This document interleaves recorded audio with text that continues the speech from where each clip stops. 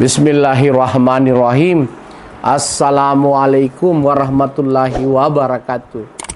Dan salam sejahtera kepada seluruh sahabat dan sobat-sobat IPISO dimanapun Anda berada. Jumpa lagi dengan saya, Suadi Idris Amir. Tentunya di acara kesayangan kita IPISO, Rumah Edukasi. Sahabat-sahabat dan sobat-sobat IPISO, kembali lagi bersama saya selaku analis politik dari PT Indeks Politik Indonesia (PTIP), lembaga survei dan konsultan politik yang berpusat di Kota Makassar dan di Jakarta. Pada kesempatan kali ini saya coba memberikan gambaran dinamika politik yang terjadi saat ini di Kabupaten Pinrang. Kita tahu di Pinrang itu ada 3 pasang balong bupati dan wakil bupati. Pasangan pertama adalah Ahmad Jaya Baramuli yang menggandeng Insinyur Haji Abdillah Nasir yang disingkat Jadi, pasangan Jadi. Ini diusung partai berbasis Islam, PKB, P3, PAN, Gelora, dan PDIP. Kemudian tentu sang petahana Haji Andi Irwan Hamid SOS, Sudirman Bungi SIP MSI, itu diusung Nasdem, PSI, PKS, dan Perindo. Dan paket ketiga Haji Usman Marham SH MH menggandeng Andi Hastri Tenriwello, diusung Golkar, Gerindra, dan Demokrat. Nah, ini menarik. Kalau berdasarkan peta elektoral saat ini, survei Haji Andi Irwan Hamid Sudirman Bungi ini sementara memang masih berada di angka 50-an% sementara selaku petahana, dan itu terjadi di bulan Juli kemarin sampai awal Agustus. Dia masih bermain di angka 50-an ke atas, sementara Usman Marham berada di urutan kedua dengan angka 20-an ke atas, dan Ahmad Jaya Baramuli berada di urutan ketiga yang hampir 20%-an, kurang lebih seperti itu. Sehingga menurut kajian saya sementara ini Haji Andi Irwan Hamid SOS Sudirman Bungi sementara masih memimpin perolehan elektoral sampai di bulan September ini. Tentu Haji Andi Irwan Hamid SOS ini bersama Sudirman Bungi lebih diuntungkan karena 3 pasang, karena otomatis dia tidak perlu membutuhkan lagi 50% untuk bisa 50% plus 1 untuk bisa kembali memenangkan pertarungan karena ada 3 pasang. Nah, seperti itu. Haji Usman Marham kemarin penantang dari Andi Irwan Hamid yang maju bersama mantan Seprov Provinsi almarhum, kini maju menggandeng Andi Asri Tenriwello. Tentu dia punya pengalaman kemarin menghadapi Andi Irwan Hamid.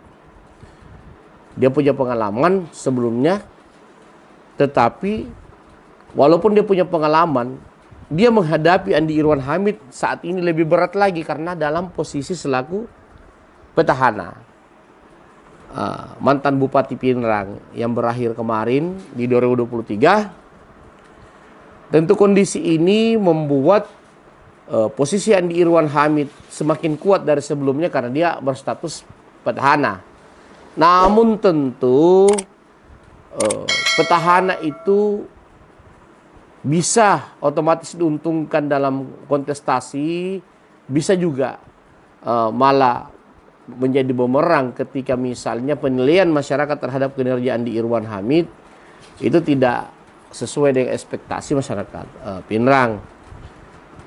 Kita tahu Andi Irwan Hamid ketika memimpin Pinrang ini tidak ada lompatan-lompatan prestasi yang mentereng yang bisa dia hadirkan, walaupun juga tidak dianggap pemimpin yang buruk-buruk amat cara kerjanya, tapi tidak ada juga hal-hal yang signifikan yang bisa dia perlihatkan di masyarakat Pinrang. Nah, seperti itu. Kondisi seperti itu membuat ada ruang-ruang besar bagi Usman Marham, Ahmad Jaya Baramuli untuk menggradasi elektoral dari Andi Irwan Hamid. Kami di PTIP mungkin akan turun melakukan survei lagi di Pinrang itu mungkin akhir bulan ini atau di awal bulan Oktober untuk melihat pergerakan elektoral apakah masih tidak beda jauh dengan survei di akhir Juli dan awal Agustus kemarin atau mengalami perubahan-perubahan setelah waktu kurang hampir 2 bulan seperti itu. Namun yang saya lihat memang di Pilkada Pinrang ini Usman Marham, Andi Astritenriwello dan Ahmad Jaya Baramuri, Insinyur Haji Abdillah Nasir ini masih harus kerja keras menghadapi Andi Irwan Hamid. Karena Andi Irwan Hamid ini saat ini lebih kuat posisinya karena dia sudah berstatus petahana dan kehadiran Partai Nasdem yang merupakan basisnya di Dapil 9 ini, basis Nasdem ini di Sidrap Pinrang ini membuat pengaruh-pengaruh dari elit-elit Nasdem, tokoh-tokoh Nasdem itu bisa sangat membantu Haji Irwandi Nasir. Namun tentu Usman Marham sudah punya pengalaman untuk menghadapi Andi Irwan Hamid. Ahmad Jaya Baramuli pun tentu sebagai perwakilan sebuah rumpun keluarga yang cukup besar, keluarga Baramuli, tentu akan memberikan kejutan-kejutan di pilkada. Namun saya tekankan untuk menghadapi Andi Irwan Hamid memang dibutuhkan kerja ekstra 2 kali lipat sampai 3 kali lipat untuk Usman Marham dan Ahmad Jaya Baramuli karena Irwan Hamid sudah punya modal survei dan Stone Voters itu kurang lebih hampir 30%, sehingga itu bisa menjadi modal dia untuk kembali mempertahankan kemenangan di 2024 ini. Namun itu sangat tergantung seperti apa Andi Irwan Hamid mempertahankan keunggulan-keunggulannya saat ini dan seperti apa Usman Marham memaksimalkan segala potensi yang dia miliki untuk mengangkat elektoralnya dan melewati elektoral dari ketua PKB seperti itu.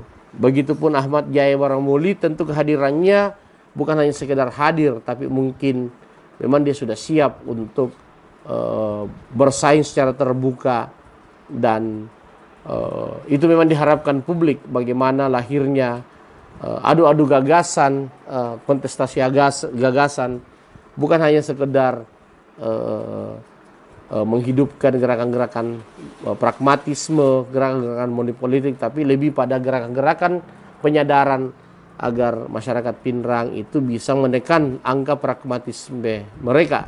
Karena Pinrang termasuk daerah yang sangat tinggi pemilih pragmatisnya dalam setiap kontestasi, baik itu di pileg maupun di pilkada, apalagi di pilgub. Nah, kondisi seperti ini yang membuat memang dibutuhkan langkah-langkah kreatif bagi pasangan Usman Marham dan Andi Astritenriwello dan Ahmad Jaya Baramuli Abdillah Nasir untuk bisa menghadapi petahana Andi Irwan Hamid Sudirman Bungi.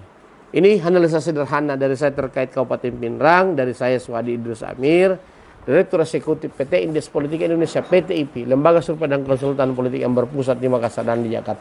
Terima kasih. Assalamualaikum warahmatullahi wabarakatuh.